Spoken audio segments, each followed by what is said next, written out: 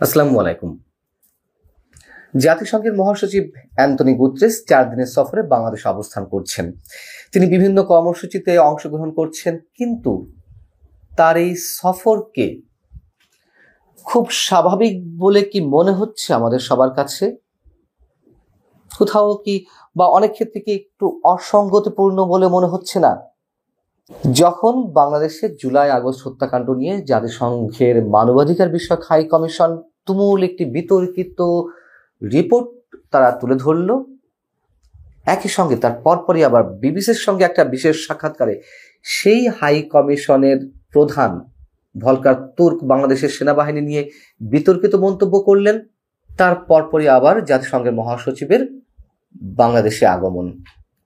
আচ্ছা, তিনি সফর করতেই পারেন যৌক্তিক বিভিন্ন কারণে, কিন্তু এ পর্যন্ত যে কটি কর্মসূচি তার আমাদের সামনে এসেছে বা তিনি যেসব কর্মসূচিতে অংশ নিয়েছেন, তাতে কি মনে হয় যে তার এই সফরটি খুব গুরুত্বপূর্ণ কিছু ছিল তার নিজের জন্য বা জাতিসংঘের জন্য?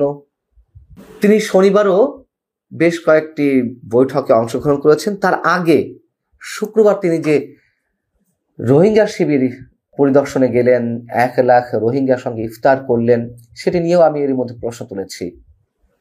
তার কাছে বিশেষ যে দুটি বার্তা একেবারে ভিত্তিহীন নতুন করে তিনি আবার আমাদের সামনে প্রকাশ করলেন, এগুলো করার জন্য তার এখানে আসার কোনো প্রয়োজন নেই, এটি আমি আগেই বলেছি।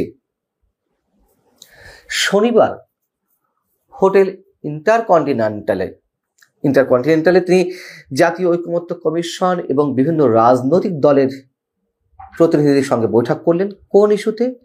সংস্কার ইস্যুতে।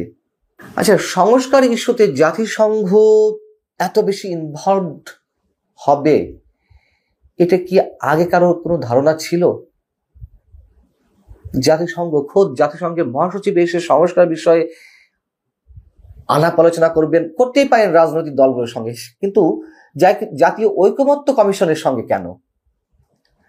আমি জানি না, এর অন্য কোনো মাজেদা থাকতে পারে। আমার কাছে এটি একটু অন্যরকম মনে হচ্ছে। পাশাপাশি তরুণ সমাজ বা সুশীল সমাজের প্রতিনিধির সঙ্গে তার বৈঠক হয়েছে হোটেল ইন্টারকন্টিনেন্টালে।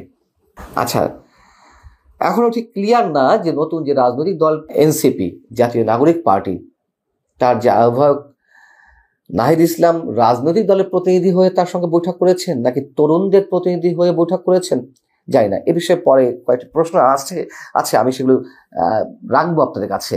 তো নাহিদ ইসলাম মহাসচিবের সঙ্গে বৈঠক করে সেখান থেকে বেরিয়ে সাংবাদিকদের কি বললেন? তিনি বললেন যে এনসিপির পক্ষ থেকে সংস্কার বিষয়ে যে অবস্থান, অর্থাৎ গণঅভ্যুত্থান পরবর্তী প্রেক্ষিতে যে সরকার গঠিত হয়েছে, সেখানে সংস্কার ও বিচার অন্যতম কমিটমেন্ট জনগণের কাছে। ফলে মৌলিক সংস্কারের ভিত্তি এই সরকারের সময় তৈরি করতে হবে। এই সরকারের সময় মৌলিক সংস্কারের ভিত্তি তৈরি করতে হবে। সকল রাজনৈতিক দল মিলে একটা ঐকমত্য পোষণ করতে হবে, যেটাকে জুলাই সনদে কথা বলা হচ্ছে, এবং জনগণের কাছে সংস্কারের ক্ষেত্রে আমাদের যে কমিটমেন্ট ও ধারাবাহিকতা, সেটার জন্য জুলাই সনদ দ্রুত বাস্তবায়নের কথা বলেছি। মানে তিনি জাতিসংঘের মহাসচিব অ্যান্টনিও গুতেরেসকে জানিয়েছেন। প্রথম কথা হচ্ছে যে এই যে জনগণের দোহাই দিয়ে সংস্কারের কথা অব্যাহতভাবে বলা হচ্ছে, এটা একেবারে স্রেফ অসত্য কথা।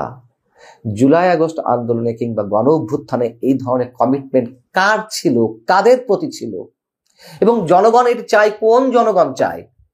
এটি অব্যাহতভাবে একটা অসত্য কথা। যেমন দেশের মধ্যে এই ছাত্র সমন্বয়করা দাবি করে আসছে বা বলে আসছে, আন্তর্জাতিক পর্যায়ে সেই অসত্য তথ্যটি তারা তুলে ধরছে। এক। দ্বিতীয় কথা হচ্ছে, রাজনৈতিক দল হিসেবে যদি এনসিপি এই ধরনের বৈঠকে অংশ নিয়ে থাকে, সেটির নৈতিক ভিত্তি কোথায়? এনসিপি তো এখনো পর্যন্ত কোনো নিবন্ধিত রাজনৈতিক দল হয়ে ওঠেনি, কেবল তাদের নামটি প্রকাশ করেছে। তাহলে অন্য আর যে সব রাজনৈতিক দল রয়েছে সবার সাথে এই ধরনের বৈঠকের আয়োজন করতে হবে, সেটা কি করা হচ্ছে না। এনসিপি ডক্টর মোহাম্মদ ইউনূসের দল বা সরকারি দল, এটি সবাই জানে। তারপরে প্রশ্নগুলো প্রতিনিয়ত তোলার দরকার, তাই তুলছি।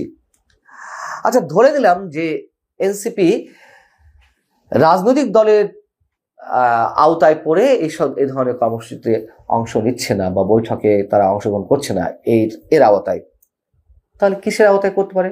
তরুণ সংগঠন বা কি বলা যেতে পারে এটিকে। যাই যদি তরুণ প্রতিনিধি হিসেবে তিনি জাতিসংঘের মহাসচিবের সাথে অংশ নিয়ে থাকেন বৈঠকে, তাহলে আর সব তরুণ প্রতিনিধিরা কোথায়, অথবা আর সব ছাত্র প্রতিনিধিরা কোথায়?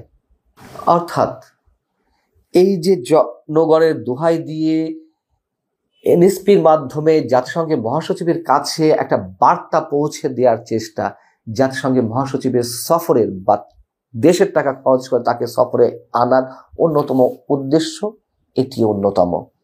এবং এর আগে বলেছি যে রোহিঙ্গাদের মধ্যে গ্রামীণ ব্যাংকের ঋণ বিতরণের এক ধরনের দাবি উঠেছে বা প্রস্তাব তুলেছে ইউরোপীয় ইউনিয়নের কমিশনার কয়েকদিন আগে, যিনি সফর করে গেলেন। আবার একই কথা বলেছেন জাতিসংঘের মহাসচিব।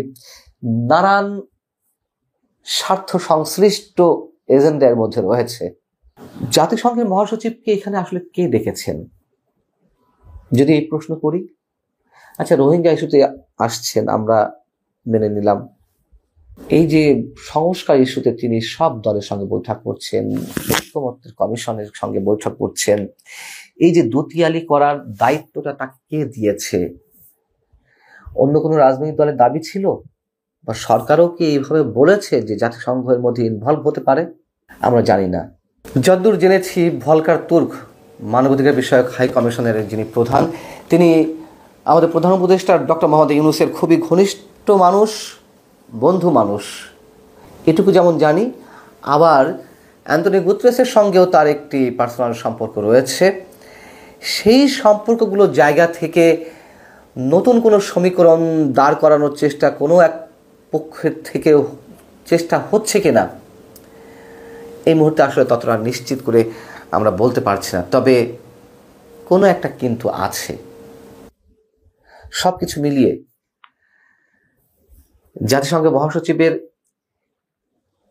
এই সফরে অন্তত দ্বিতীয় দিনে তার যে কর্মসূচি, এটা তো একেবারে বোগাস শো অফ।